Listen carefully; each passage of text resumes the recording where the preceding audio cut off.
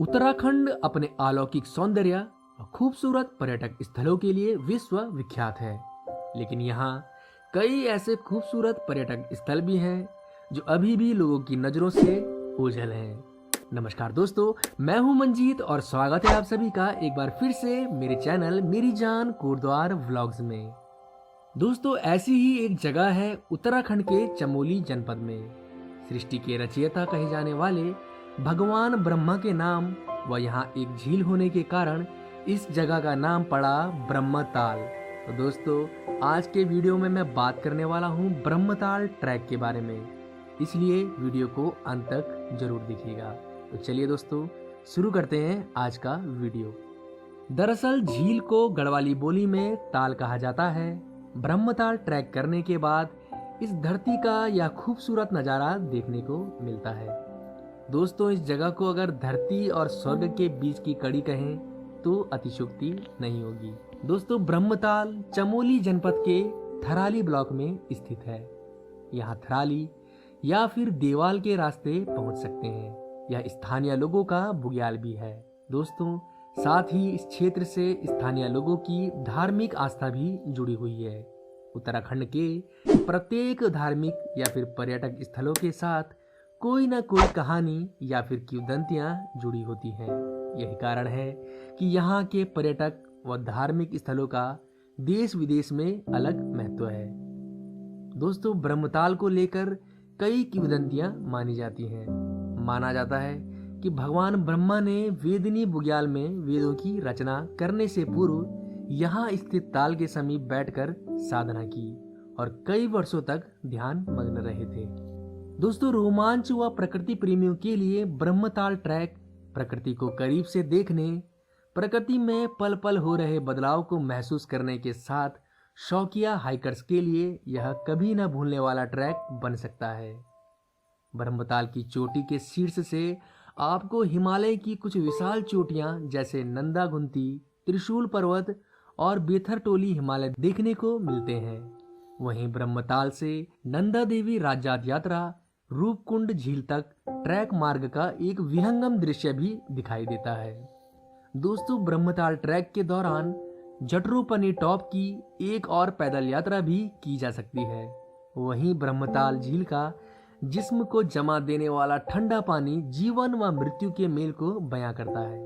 यहाँ पहुंचने के बाद आसान पैदल दूरी तय कर आप ऊंची चोटियों और हिमालय की झीलों के साक्षी बन सकते हैं।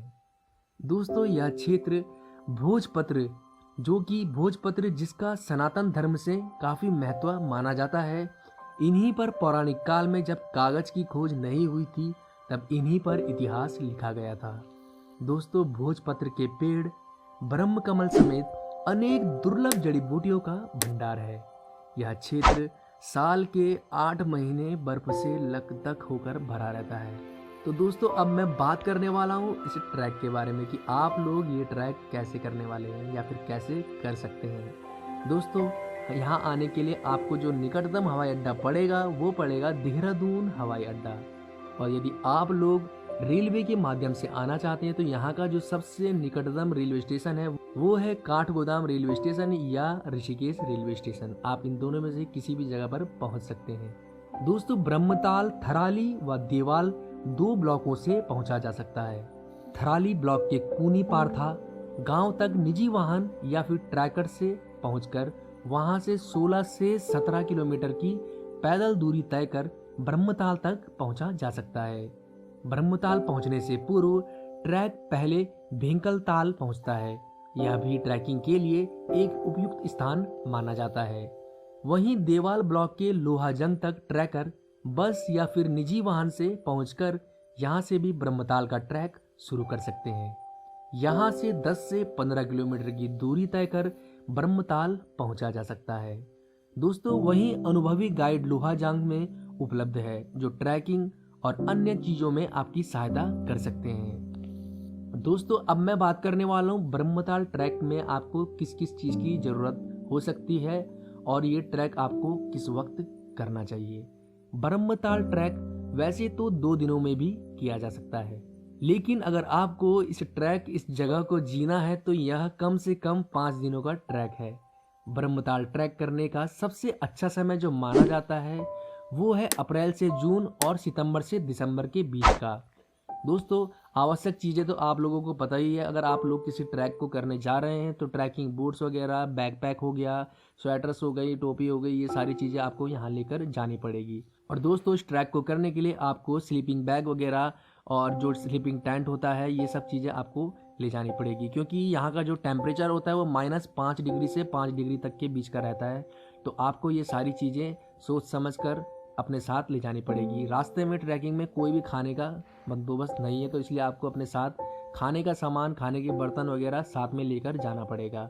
और आपको लाइनर, ग्लव, चश्मा वगैरह, फेस मास्क, ये सारी चीज़ें आपको ले जानी पड़ेगी ताकि आपकी स्किन ख़राब ना हो। ये चीज़ें तो नॉर्मल सी बात है, अगर आप किसी बर्फीले इलाके में जाते हैं तो ये सारी चीज़ें आपको ले जानी पड़ेगी।